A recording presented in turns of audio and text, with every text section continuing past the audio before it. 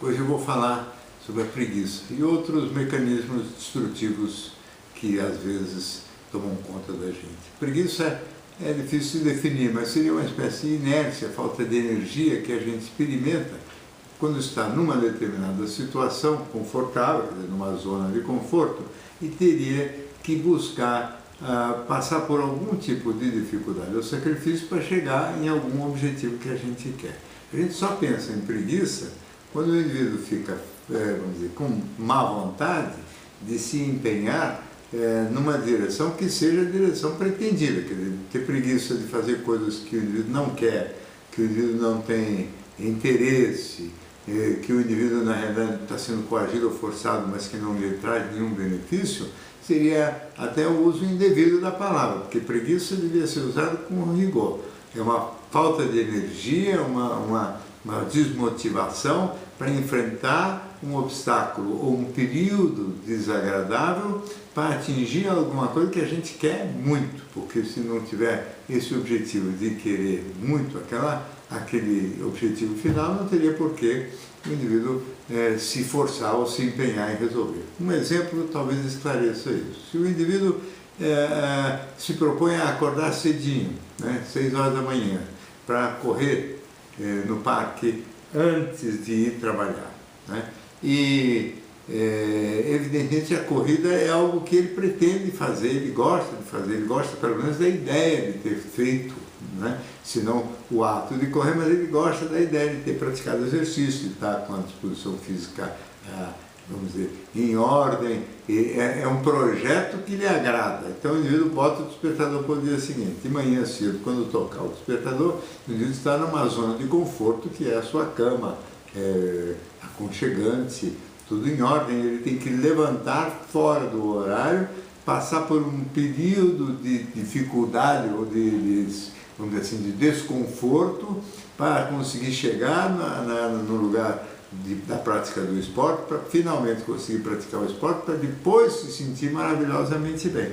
Então a preguiça é aquela força contrária ao indivíduo se levantar na hora que toca o despertador. Quer dizer, é muito difícil da gente imaginar que ela não exista em hipótese nenhuma numa pessoa adulta, apesar de que nas crianças a preguiça é muito menor. Quer dizer, os primeiros sinais de preguiça na criança aparecem só em relação ao rendimento escolar. Ela tem que estudar, quer dizer, a preguiça para o estudo é parecido com essa de acordar de manhã. Quer dizer, o indivíduo sabe que estudando ele vai ter um rendimento melhor, ele sabe que o resultado final daquele esforço lhe convém, mas a inércia de fugir daquele sacrifício chato de continuar ou vendo televisão ou fazendo algum joguinho no computador é mais agradável do que sentar, pegar um livro para fazer aquilo que o indivíduo tem que fazer. Então, naturalmente, a preguiça é sempre vamos dizer, essa falta de energia para começar uma tarefa cujo resultado final interessa muito, mas que tem uma fase intermediária e que envolve algum tipo de sacrifício, algum tipo de dificuldade. Eu volto a repetir, não teria sentido imaginar como preguiça o indivíduo não querer passar para a fase de dificuldade sem que o objetivo final fosse do seu agrado, quer dizer, é para atingir uma coisa que ele pretende e acha que é boa para si. Isso seria uma espécie de vitória daquilo que o Freud chama de princípio, ou chamava de princípio da realidade sobre o princípio do prazer. O princípio do prazer é uma coisa imediatista, é uma atitude imediatista. Ficar aqui na cama agora que tocou o despertador é muito mais gostoso que levantar para ir fazer o exercício. Então isso aqui seria a vitória, vamos dizer assim, do prazer imediato, de continuar naquela situação confortável. E o princípio da realidade é o seguinte: a gente renuncia a este prazer imediato em favor de um benefício maior, até de um prazer maior, só que no futuro. Então, a disciplina seria aquela força racional que leva a gente, vamos dizer assim, mais maduro, mais adulto emocionalmente, a enfrentar a situação de renúncia, vamos dizer, de uma situação confortável e imediata, de renúncia a um benefício imediato em favor de um benefício maior no futuro. Então, a capacidade de abrir mão de um bem agora em favor de um bem maior no futuro é o que define a maturidade emocional e a adesão a esse princípio da realidade, ou seja, melhor um saco de balas daqui a um mês do que uma bala imediatamente. Qualquer criança pequenininha prefere a bala já ao invés do saco de balas no futuro. Então não tem capacidade de renúncia imediata em favor de um benefício no futuro, porque talvez não tenha ainda a capacidade de prospecção. Aí não é só a questão da preguiça ou da disciplina, é também a capacidade de conseguir antever os benefícios futuros. Quando você antevê os benefícios futuros, e junto com a disciplina, você provavelmente ganha forças maiores do que a preguiça.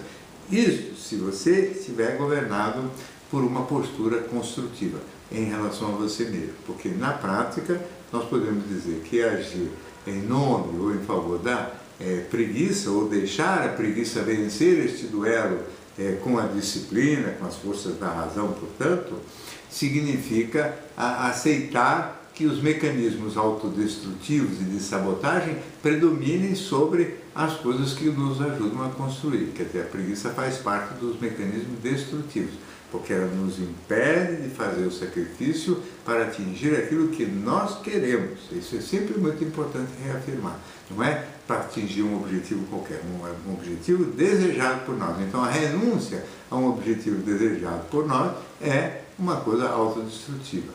Também é autodestrutivo quando o indivíduo faz o inverso, fica adiando, procrastinando a realização das coisas que gostaria. Quer dizer, o indivíduo quer, vamos dizer, estudar ou quer fazer algum trabalho, ele vai sempre adiando, ou precisa fazer um trabalho, mas ele vai adiando, até que o prazo fique tão curto que o trabalho acabe ou não sendo feito ou sendo muito mal feito. Esse adiamento permanente também faz parte dos mecanismos de autossabotagem, de autodestrutividade. E é preciso ficar super atento a todos esses mecanismos autodestrutivos. São fortes, são poderosos e são muito, muito mais presentes na vida da gente do que a gente suspeita.